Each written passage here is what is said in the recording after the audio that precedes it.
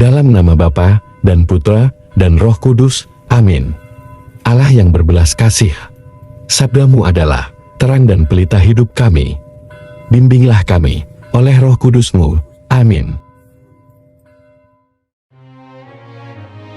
Shalom, Bapak, Ibu, dan saudara-saudari dalam Kristus Yesus. Salam sejahtera dan damai beserta Yesus Kristus. Marilah kita membaca, mendengarkan, dan merenungkan firman Allah.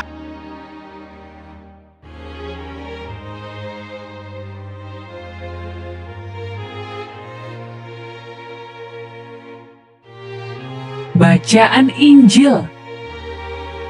Inilah Injil suci menurut Matius.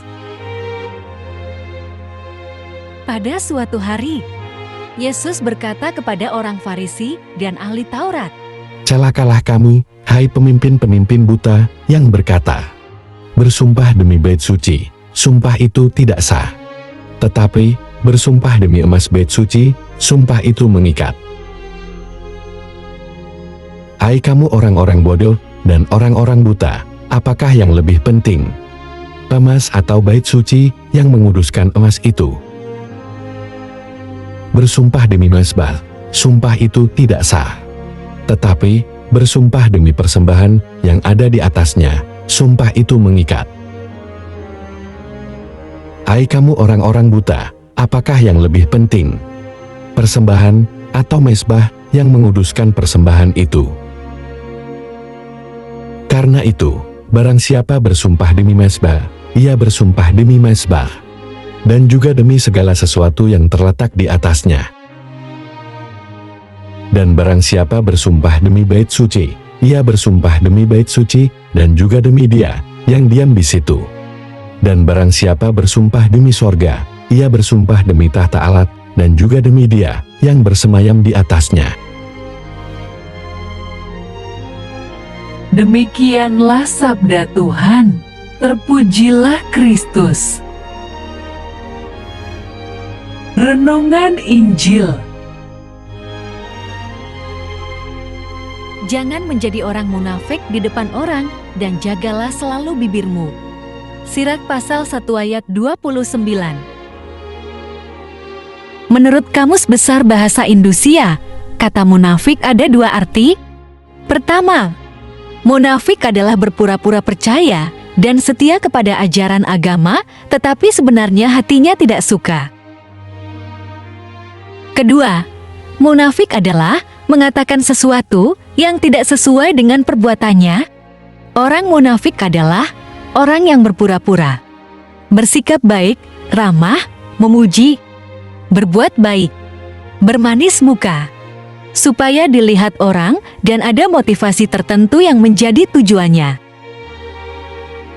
Orang munafik pandai menyembunyikan maksud dan tujuannya berbuat baik, dan pandai bermanis muka dan bersikap ramah yang berlebihan dan memuji orang lain berlebihan. Orang munafik penuh kepura-puraan dan perbuatannya tidak tulus hati. Sifat orang munafik yang ditampilkan, yang nampak di luar, berbeda dengan sifat sesungguhnya yang ada padanya. Orang munafik tidak selalu dijauhi orang, sebab karena kelihayannya justru orang lain menyukai dirinya. Namun satu hal yang tidak bisa ditutupi adalah ending atau buah perbuatannya akan terlihat pada akhirnya.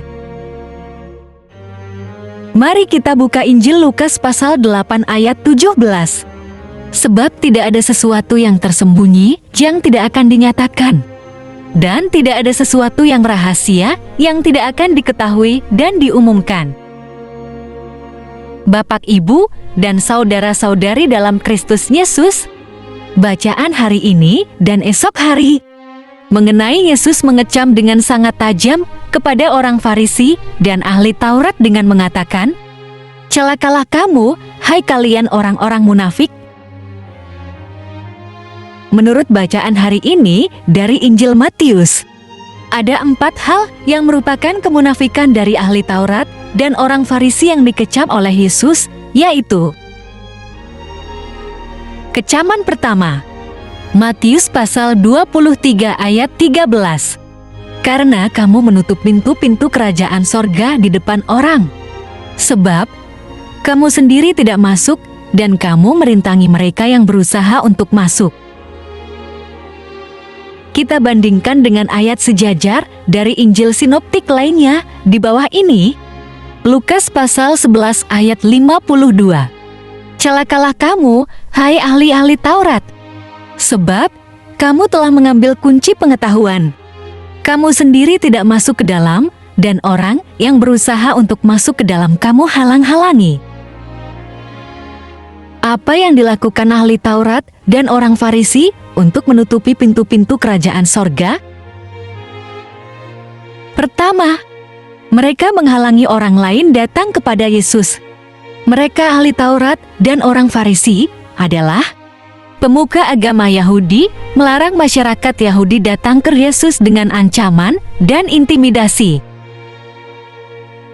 Hal ini kita ketahui saat orang tua dari anak yang buta sejak lahir didesak oleh orang Farisi menceritakan bagaimana anaknya buta sejak lahir disembuhkan. Orang tua ini tidak berani mengatakan bahwa Yesus yang menyembuhkan anaknya karena takut dikucilkan. Mari kita buka kembali dan baca bersama-sama Yohanes pasal 9 ayat 22b. Mereka takut kepada orang-orang Yahudi, sebab orang-orang Yahudi itu telah sepakat bahwa setiap orang yang mengaku Yesus sebagai Mesias akan dikucilkan. Praktek semacam ini masih terjadi di mana orang yang percaya kepada Yesus diancam, dianiaya, dan dibunuh. Ironinya, umat Kristiani yang sama-sama percaya kepada Yesus, tetapi berbeda liturgi, teologi, dogma secara halus atau secara tegas melarang umatnya datang dan mengikuti ibadah gereja lain.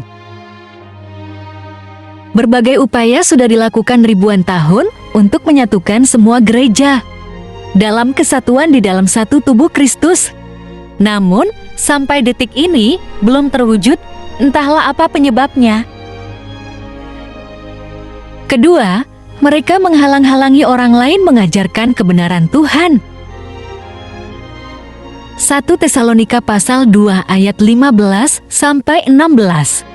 Bahkan orang-orang Yahudi itu telah membunuh Tuhan Yesus dan para nabi dan telah menganiaya kami. Apa yang berkenan kepada Allah tidak mereka pedulikan dan semua manusia mereka musuhi. Karena mereka mau menghalang-halangi kami memberitakan firman kepada bangsa-bangsa lain untuk keselamatan mereka.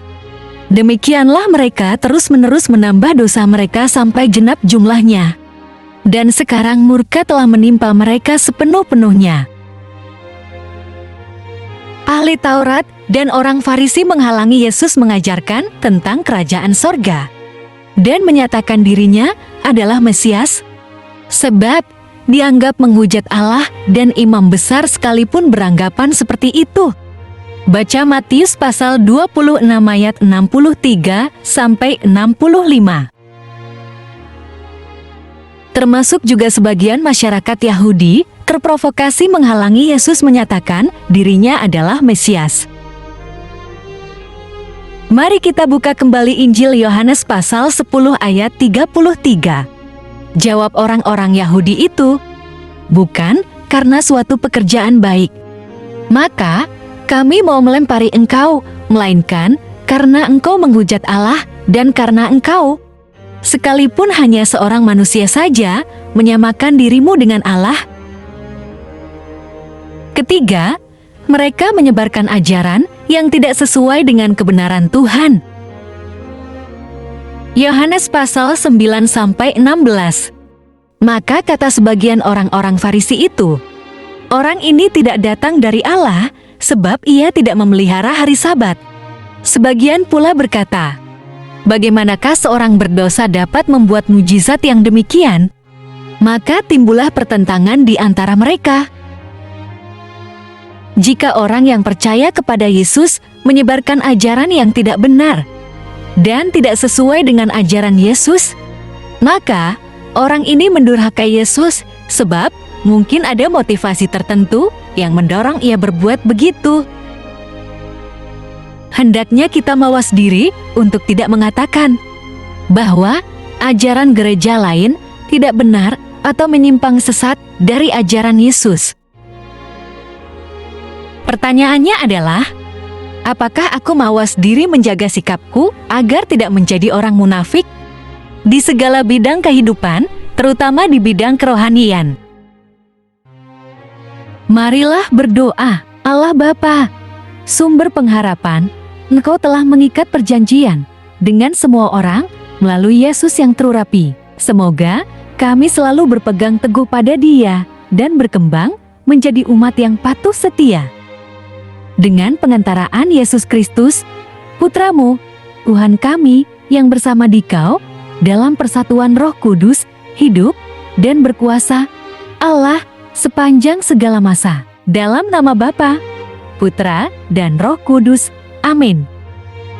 Terima kasih sudah mendengarkan dan merenungkan firman Allah. Jangan lupa subscribe dan jangan lupa juga aktifkan loncengnya. Terima kasih, Tuhan Yesus memberkati.